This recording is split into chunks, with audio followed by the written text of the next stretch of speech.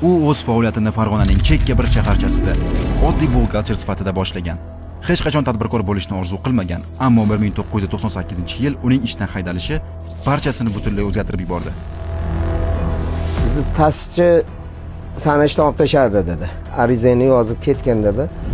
Hech qanday sarmoya va aloqalarsiz kichik bir sexdan boshlangan chorak asrlik mehnat uni Farg'onadagi eng yirik zavodlardan biri Rivoj 98 asoschisiga aylantirdi.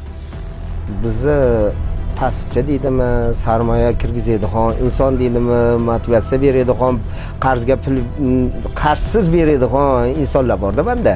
Ota-onam, buvim bilan dadam deyiladi bizda. Shu dadam beradi, buvim bergan, necha yil ekovlari homiylik qilgan. Bugungi sonda Muhammadali Mamadaliyevdan qanday qilib 28 yil biznesni muvaffaqiyatli olib borish, yuzlab insonlar ishlaydigan tizim qurish va rivojlantirish sirlarini bilib olasiz. Mana shuni qurish kerak, qanaqa qilib qurish kerakligini shularga o'rgatib ketmoqchiman-da, o'zim bilan olib ketmoqchi emasman.